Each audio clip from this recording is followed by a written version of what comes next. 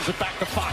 Fox finds some room, jumper, in and out, won't go, fight for the... Grabe naman itong ginagawa ngayon ng mga fans kay De'Aaron Fox. Ginawan talaga ng Knicks jersey ang veteran guard ng San Antonio.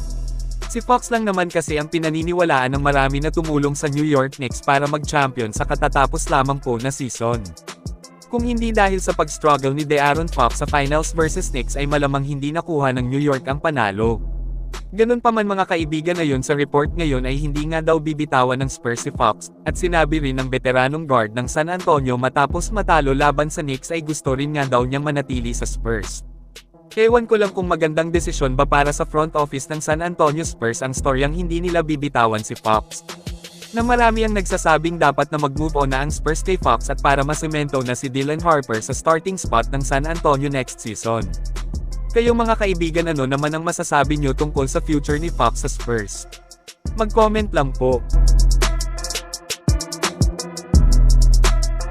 Sa kabilang banda naman, Los Angeles Lakers at LeBron James nag-uusap daw umano para sa bagong kontrata ni LBJ sa Lake Show. Mukhang ayaw mag-move on ng LA Lakers kay Bron. Pero matunog ang storya ngayon na kung sakaling hindi matuloy ang pagbabalik ni LeBron sa Lakers, ay posible ang kanyang pagsanib sa Warriors para makasama ang greatest shooter. Pinaniniwalaan ng marami ngayon pati ang iilang NBA insider na mangyayari ang LeBron to Golden State Warriors kapag umalis ang The King sa Los Angeles Lakers. Kayo mga kaibigan, ano ang masasabi nyo dito? Mag-comment lang. Bago tayo magpatuloy, ay subukan nyo pong maglaro sa bagong laro na Crazy Dog. Hindi ito isang sugal, hindi nyo kailangang maglabas ng kahit isang sentimo na puhunan para kumita mga kaibigan. Magsipag lang sa paglalaro, gawin ang daily task na hinihingi ay kikita na kayo kahit nasa bahay lang. Ang maganda sa Crazy Dog ay mabilis ang pag-withdraw, hindi kagaya sa ibang laro. I-click lang ang link na nakapin sa comment section. Maraming salamat po.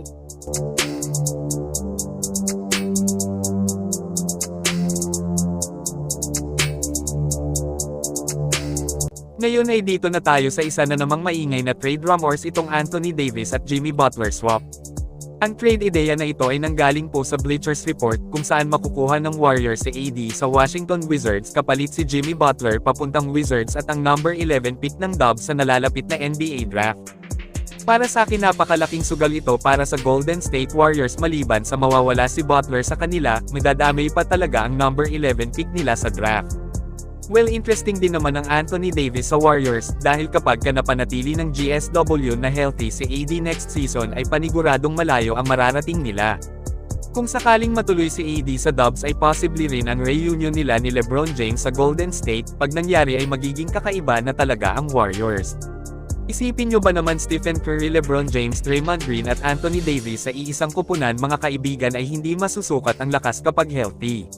Samantala, bago tayo magtapos ay sipatin po ninyo ng mabuti kung gaano kalaki ang tulong na kayang ibigay nitong si AD kina Steph at Draymond sa Warriors. Yung pagiging elite two-way player ni Davis ay talagang nakakatakot kasama ang GOAT shooter. Ito yung isa sa kailangan ni Steph, ang dominanteng sentro na magtatakip sa matagal ng malaking butas ng GSW sa depensa sa ilalim ng basket.